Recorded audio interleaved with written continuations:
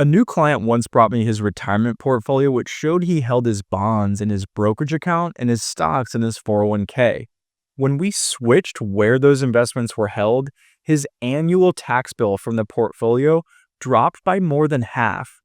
Today, I'm going to share a simple way you can potentially save thousands of dollars in taxes, up to $7,500 a year on a $1 million portfolio. I'm going to share what you need to know and how you can potentially get these benefits in your portfolio. The concept is called asset location, and it means lowering your tax bill by locating your different investment types across your different account types.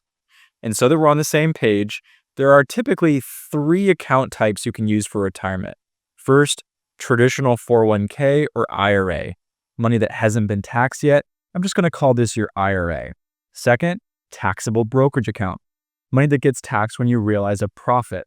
I'm just going to call this your brokerage account. Third, your Roth IRA, money that grows tax-free for life. Okay, here's the analogy that makes understanding and using asset location really easy. Think of your different investments like stocks and bonds as types of food. And think of your investment account types as areas of your kitchen to store that food. So, in the same way that choosing the right location for different foods can make for better eating, storing your different investments across different account types can make for a lower tax bill and a better retirement.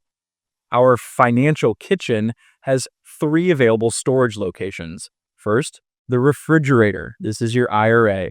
Second, the kitchen counter. This is your brokerage account. Third, the oven. This is your Roth IRA. Now, having helped hundreds of retiree households, here's the setup that I found that could potentially cut your tax bill the most. First, store your taxable bonds in the refrigerator, your IRA, to help keep them cool. Second, store your long-term stock holdings on the kitchen counter, your brokerage account. Those investments can sit there for long time periods and benefit from lower tax rates when you make a profit and from tax deductions when there's a market drop. More on that in a future video, but basically the US tax code favors business owners, and if you own stocks, you are functionally a business owner. You're eligible for tax benefits when they're held inside of a brokerage account. Third and lastly, store your investments that had the highest return expectation in the oven, your Roth IRA, where they can bake tax-free. It doesn't need to be more complicated than that. You can now lower your lifetime tax bill literally starting right now. Now, here's a quick, easy example that shows how much money you can save with this strategy. Say you have a $1 million portfolio that's made up of a $500,000 IRA and a $500,000 brokerage account, and you have a balance of 50% stocks and 50% bonds. Now, in scenario 1, all stocks are located inside the IRA and your bonds inside the brokerage account. And in scenario 2, the situation is reversed. So in scenario 1, your tax return would show, say, $25,000 of bond interest being taxed as ordinary income, potentially at a 24% rate. That creates a federal tax bill of $6,000 a year. Now, if we reverse the setup, in scenario 2, your tax return would show, say, $7,500 of stock dividends, potentially taxed at 15%, creating a federal tax bill of about $1,100 a year. So in this example, we kept our investments the exact same, but by just changing their location, we cut our tax bill by almost $5,000 a year. Now, if this strategy sounds appealing, please take note of what I'm about to say. Asset location does not involve transferring money between account types. In other words, we're not talking about moving money out of your IRA and into your brokerage account to own stocks there.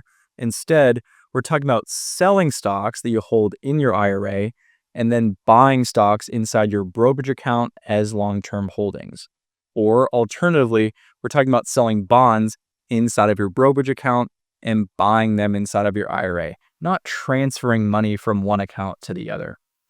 Now, because I'm a fiduciary advisor, not a guy off the street, I need to share a quick disclaimer. This strategy is not for everyone. Please consult your financial planner or your tax professional before making changes. And okay, last note, if you only have one account type, this strategy isn't available for you yet. That said, having watched this video, you are now a more informed investor. You can certainly create a second or third account type, like a brokerage account or Roth IRA, and start taking advantage of the US tax code and this strategy. Okay, friends, I hope this video helps you disinherit the IRS. If you found it valuable, please share it with someone who might value it as well. Also, please post your retirement planning or investment related questions in the comment section below. I'll answer those in our upcoming podcasts. And always remember to dream big and know that you can have the retirement you want if you plan for it. And lastly, I'm Jonathan Bird. I'm the founder of Farnam Financial. If you're nearing retirement or you're in it and you want to learn more about how we can help you, visit us at farnamfinancial.com. Thanks.